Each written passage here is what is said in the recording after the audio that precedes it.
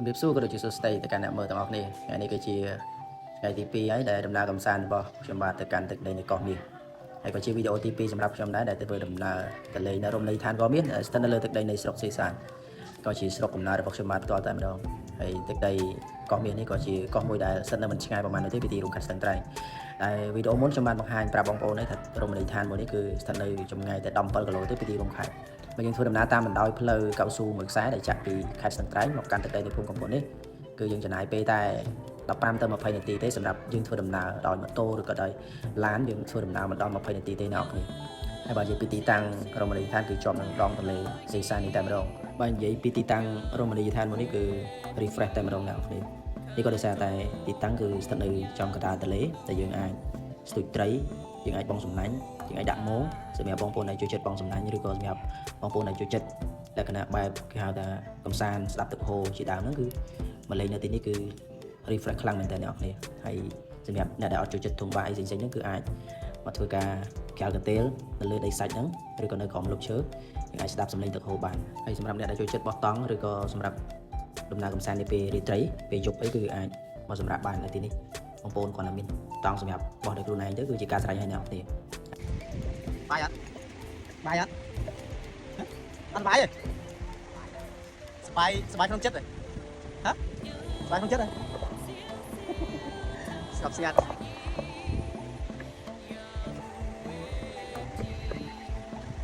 ដើរស្ទុយត្រីដើរអែមអត់ហ៎ស្ទុយស្រីគេស្ទុយត្រីទេគេស្ទុយស្រីគេស្ទុយស្រីហ៎មិនយកមកហ៎មិនយកមកទេសភាពបែបធម្មជាតិបងប្អូនស្អាតលោក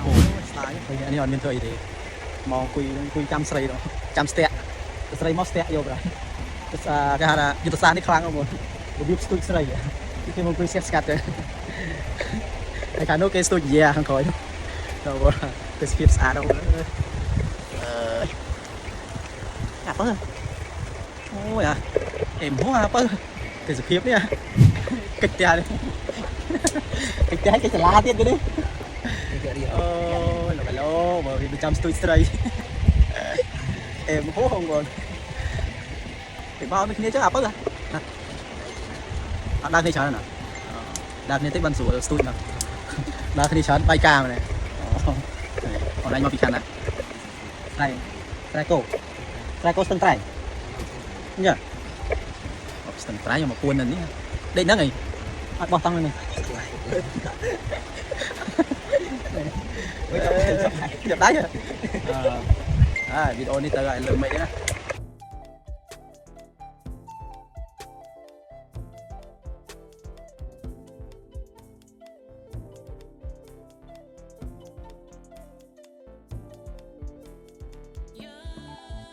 សម្រាប់កោះមាសមួយនេះផងដែរក្រៅទៅពីទេសភាពស្រស់បំព្រងក៏ដូចជាមានដីខ្សាច់ធំទូលាយហើយនឹងពណ៌ធំមានព្រៃឈើ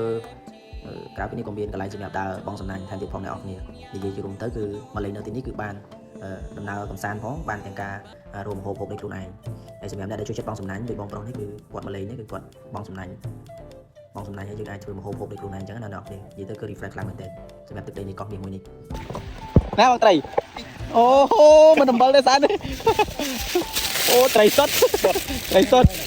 អូបងប្អូនអូយត្រីទន្លេបងប្អូនស្រស់ស្មាត់បានត្រីធម្មជាតិស្រស់មកយើងក៏អាចធ្វើការប្រកាប់ភ្លើងអាំងហូបដោយខ្លួនឯងឬក៏យើងអាចកំងពីកញ្ចុះក៏បានដែរអ្នកនរគ្នានិយាយជារួមទៅគឺបងប្អូនហូបដោយខ្លួនឯងក៏បានឬក៏បងប្អូនអាចកំងពីកញ្ចុះនៅរមណីយដ្ឋាននេះផ្ទាល់ក៏បានហើយសម្រាប់បងប្អូនដែលមានទូកមានអីមកលេងនៅទីនេះគឺមកអែមតែម្ដងគឺយើងអាចជិះទូកបងសំណាញ់លើទឹកដីកោះនេះបានមកកាផ្លេថែមទៀតផងហើយតំបន់នេះផងដែរគឺជាតំបន់ដែលសម្បូរទៅដោយត្រីប៉ាវ៉ាមុខពីរហើយនិងត្រីប៉ាវ៉ាត្រីប៉ាស៊ីអ៊ីដូចជាត្រីក្អែកហ្នឹងសម្រាប់បងប្អូនដែលចូលចិត្តបងសំណាញ់ប្រភេទហ្នឹងគឺត្រូវប៉ាន់យកតែម្ដងអ្នកនរគ្នាហើយនេះគឺជាសកម្មភាពខ្លះៗដែលដំណើរកម្សាន្តរបស់ admin ជាមួយនឹងព្រៀងច្បងហើយម៉ោងនេះក៏មិនបានណាត់ពួកគាត់នោះទេគឺខ្ញុំមកតែខ្ញុំទេតែដោយសារចៃដនទៅក៏ជួបព្រៀងច្បងដែលមកលេងនៅកោះនេះដែរក៏ចូលរួមជាមួយនឹងគ្នាតែម្ដងហើយសកម្មភាពរបស់ admin គឺមិនមែនអាំងត្រីហូបខ្លួនឯងទេគឺអាំងដើម្បីឲ្យព្រៀងច្បងហូបហ្នឹងឯង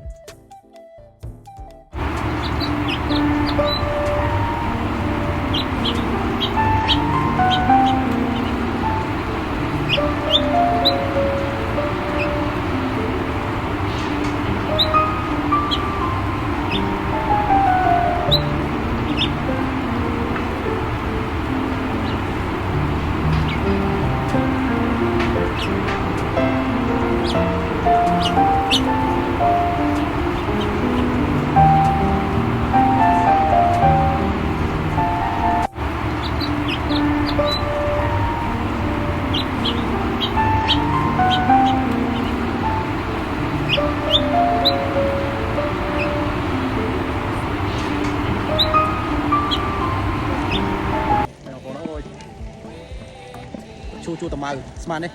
មកស្អាតបងប្អូនទឹកខាងក្រោយមកជុំវិញតែម្ដងបងប្អូនបាយបងប្អូនជួបគ្នាវីដេអូក្រោយទៀតហើយបើបងប្អូនចង់មកសាក់ថ្មមេជីវិតអាចមកសាក់នៅនេះបានបងប្អូន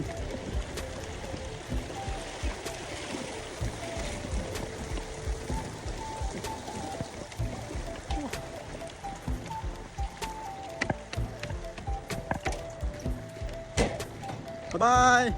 ជួបគ្នាវីដេអូក្រោយ